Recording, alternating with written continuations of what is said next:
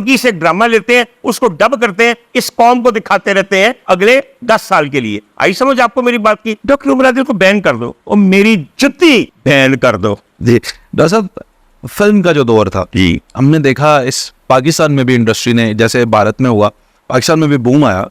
वहीद मुराद थे उस वक्त के, जो भी अदाकार थे, नदीम साहब थे और लोग थे, बड़ा बूम था इंडस्ट्री में। ये इंडस्ट्री कब से डाउनफॉल का शिकार हुई और वजूहत क्या थे? वजूहत बड़ी सिंपल है सर। जिस भी इदारे को मीडिया के अंदर गवर्नमेंटल सपोर्ट नहीं होगी बल्कि जलील किया जाएगा, उसका अंजाम यही होगा। अब आप कहने डॉक्टर साहब क्या कह रहे हैं? अखबारें छपती थी ना जी, अखबारें छपती थी, हर अखबार को हुकूमती इश्तिहार मिलते थे, करोड़ों के, अरबों के मिलते थे कि नहीं मिलते थे? मिलते चलते रहते थे अखबार। सर इतना बड़ा फ्रंट पेज के ऊपर आधा हद में अल्लाह का इश्तिहार, उदी तस्वीर ला के ओए सवेरे सवेरे बंदे उल्टियाँ करना शुरू करते हुए। खैर कोई बात नहीं, उन्होंने तो पैसे मिल रहे थे जिन्होंने अखबार। सर रेडियो पाकिस्तान आपका बहुत बड़ा नशरियाती इदारा है। वो क्या था? वो एक घोंपू था हुकूमत वक्त के लिए। रेडियो पाकिस्तान की खबरें सुने दिल खुश हो जाता है। पाकिस्तान तरक्की की आखिरी मनाजिल को छू चुका है। ख़वातीन व हज़रात, इस साल पाकिस्तान ने सनती तरक्की के अंदर चीन को बहुत पीछे छोड़ दिया है। अमेरिका हैरान है। रूस की असला साज कंपनियां पाकिस्तान से टैंक खरीद रही हैं।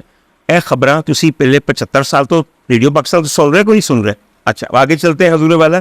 आपके पास फिर पाकिस्तान टेलीविजन था, मैं उसके बारे में जरा आपको बता दूं। 55 अरब आपने एक टेलीविजन चैनल को दिया।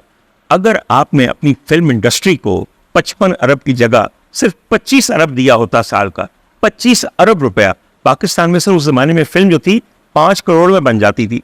कितने लोग जो अच्छी फिल्म बना सकते थे मगर फाइनेंसिस की वजह से नहीं बना सके थे, सर क्या उनके लिए मदद ना हो जाती? क्या उनको सेलेक्ट ना किया जाता कि ये लोग जानते हैं फिल्म बनाना, इनको हम ये थोड़ा थोड़ा गवर्नमेंट फंडिंग दे जिसके तहत ये फिल्म बनाए? अब आपको समझ आई? तो सर वो इदारे जिनको आप 55 अरब रुपया साल का दे रहे हैं और कोई हिसाब नहीं ले रहे, वो क्या काम कर रहे हैं? वो ये काम कर रहे हैं कि अपने ड्रामे बनाने बंद कर दिए। 10 साल से तुर्की से ड्रामा लेते हैं, उसको डब करते हैं, इस कौम को दिखाते रहते हैं अगले 10 साल के लिए। आई समझ आपको मेरी बात की?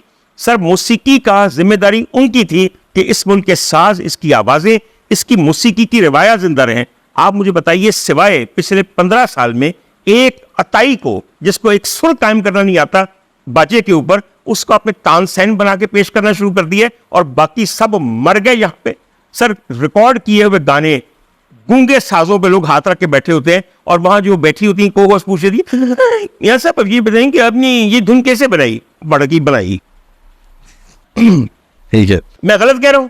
आप ठीक कह रहे हैं। तो अगर ठीक कह रहा हूं और मैं चाहता हूं कि ये बातें उन कमबख्तों तक पहुंचे जो वहां पे लंबी लंबी तनख्वाहों पे बैठे हुए हैं, और पता है कर क्या सकते हैं सबसे ज्यादा? डॉक्टर उमर आदिल को बैन कर दो और मेरी जुत्ती बैन कर दो।